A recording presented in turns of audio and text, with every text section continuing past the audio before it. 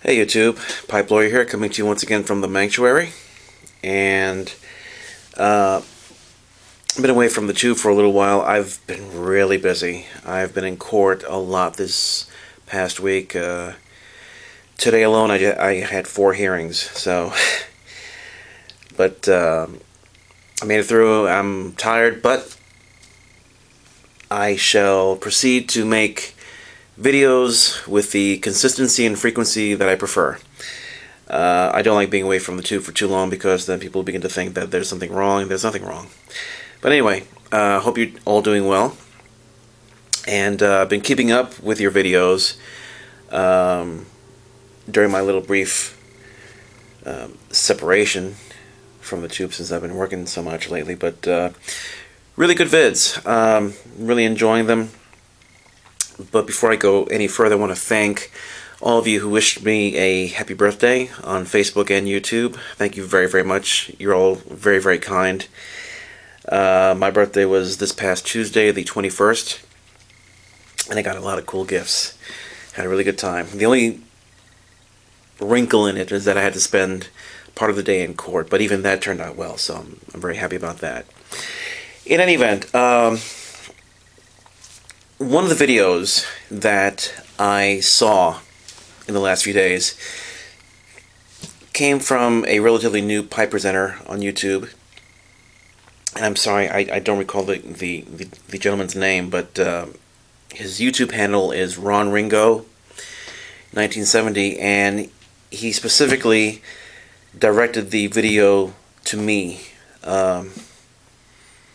Because in his estimation I was something of a pipe expert, and basically the premise of the video that he made was, is the pipe that he had in that vid an umpal? And he was asking me because he deems me to be somewhat of a umpal expert, and I those are very kind words. High praise, and I thank you for the compliments, but I assure you, being a pipe smoker for only 3 years and change, I am anything but an expert. I might know some basics, some tips on, how to begin smoking a pipe, but 3.5 years, ask me again in like another 5 years or so, or call me an expert, I guess, in another 5 years or so. But that being said, RonRingo, I'll be more than happy to share my observations in the 3 years that I've been a pipe smoker. What constitutes an umpal based on my experience? And that's limited experience I'm talking about here. And what might not qualify as an umpal. Now, the pipe that you were smoking in your video, it's a full bent. It's got somewhat of a rounded bowl that's kind of tall, and it leans heavily toward an umpal shape. I would dare characterize it as being somewhat of an abstract umpal, or maybe a classic umpal with a freehand flare about it. The end of the mouthpiece is angled a little bit too steeply down for it, I think, to be called like a true umpal, because it kind of hangs at a little bit of an awkward angle from your clench or your teeth. I don't know if that's just because you had the pipe on this side as opposed to that side, and not that you're doing anything wrong. I'm just saying that it seemed to me that rather than being a pipe in the classic shape of an umpal, it seemed more like a modification of that shape. Now, that being said, let me demonstrate to you some examples of pipes that have an umpal flare about them, and perhaps one or two that might not. Okay? Here, and these are all pipes from my own personal assortment, Here's my Boswell, golden stemmed, I call it Umpal. Now, when I call this pipe an Umpal, it's kind of sort of like a misnomer. Why is that? Well, this has the very steep drop off down here like an Umpal, and it comes up, okay? But a classic Umpal, as I've seen it characterized, has a bit more of a steeper rise, like the shank and the stem are closer to the bowl, to where it's almost like a parallel drop off and subsequent rise. And this is really more of a sitter because it's got a flat bottom.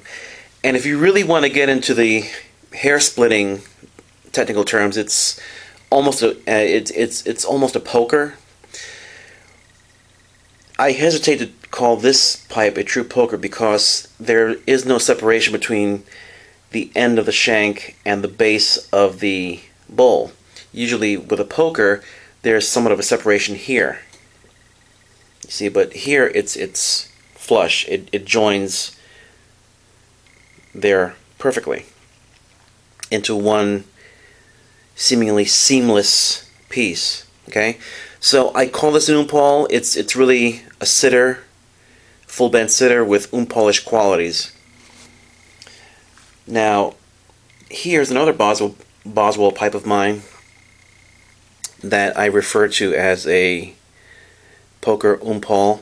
This is really more of a poker because here you do have that separation to where the other half or the balance of the bowl in its height comes down separate from the shank.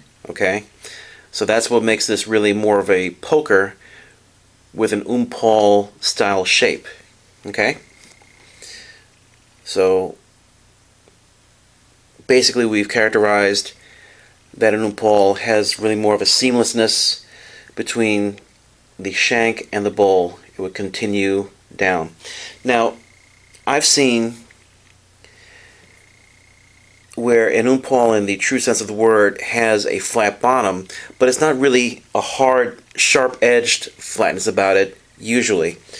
But it's more like what I would call a rounded flat, where it rounds off and then it flattens and then it rounds up again as it comes back up the bowl. Here's another Boswell pipe that I featured in a video that I made some time ago where I asked you, does this qualify as an Umpal? And it's this pipe here. It's a pipe that I love, and I've had Boswell replace the original stem with a white stem, same shape white stem. But you know, some of you said this was an Umpal, and some of you said this was more of a bent billiard, and I can see that. Upon reflection, I would classify this as a full bent brandy-shaped pipe, and I say that because the bowl really flares outward as it comes down, whereas an Umpal is going to be more of an even width going up and down. So this I would characterize as being more of like a brandy sniffer or snifter shaped, or brandy glass shaped bowl with Umpalish characteristics. Okay, here is my Giacomo pipe. Now, again, I think in the last video I made, I said I had trouble trying to classify this pipe as being of a certain shape or not, and even calling it a freehand really I don't think does it justice. It's a freehand, it's a sitter, it's a poker, it's a billiard, it's somewhat of an Umpal, it's a Giacomo pipe. And I think, you know, there are various people that would refer to this as an Umpal, or at least something, a pipe with Umpalish qualities. I can see how it might be classified somewhat as an Umpal because of the steep drop off and coming back up, though, you know, It's got a blend of other styles also. Again, poker. Uh, it's a billiard. It's not quite an egg shape. Um, if you log on to the Boswell website and look at uh, the gallery of shapes that they have there and click on the Paul shapes, they'll actually have some egg-shaped pipes with that steep, climb and drop off in construction, and basically it'll be an egg-shaped bulb, but they'll call it an Paul. So the term Paul means different things to different people. Finally, a pipe in my assortment that I think best falls within the definition of a classic Paul shape, bearing in mind that the Paul shape, as I've seen it in pictures and images and descriptions by other pipe makers, there seems to be just one particular common shape that really falls within the Paul image that comes to pipe charts and to my mind. And again, I'm not an expert, but this is just my take on it as a experienced beginner, because that's how I think of myself. And that is, an Paul is basically a full bent pipe that has a level or somewhat level mouthpiece and then drops steeply straight down, rounds out at the bottom, goes flat, rounds at the corner, and then comes straight back up, parallel as much as possible to the stem, and comes up to a decent height bowl. Now, you have jumbo Pauls, you have small Pauls, you have classic Pauls in terms of size. But for me, the classic Paul shape is constant. And there's one pipe in my assortment that I would argue best fits the classic definition of an Paul, and that is my Moretti pipe. Again, gentle bend here at the tip of the mouthpiece, and then coming down steeply. And this one, it's still not perfectly straight down, but it's rakish enough to where it's almost a straight drop. And this is perhaps one of the defining characteristics. It rounds flushly and then flattens out on the bottom and then rounds again to come up to a tall height. And unlike the brandy shape here, the Paul shape is uniform in terms of its size and configuration, coming straight up, straight down. There's no flaring out. There is no asymmetrical construction about it. It's a straight up and down. It's almost like a chimney. But it's not a funnel shape. It's not a volcano shape. It's not a flared shape. It's not a brandy shape. It's straight up and down. Okay? And this, to me, if someone told me to show them the most authentically shaped Paul that I have in my assortment of pipes, I would pull this one out. See? And so that's my take on Pauls.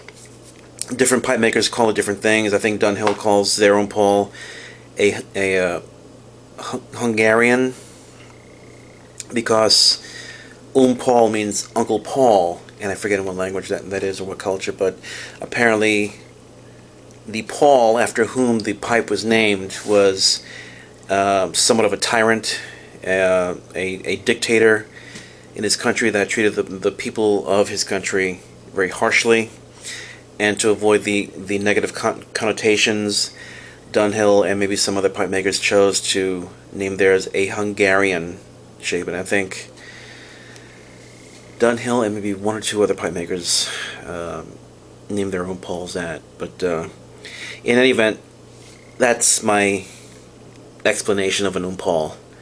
So I hope that was helpful, RonRingo. You have what I believe to be a modified or an abstract Paul. Okay? So, hope that helps, and hope you're all doing well. And again, thank you for all the well wishes. And until next time, this is Pipe Lawyer saying, cheers. And remember, I'll present the evidence, but you be the judge. Take care, good night, and God bless.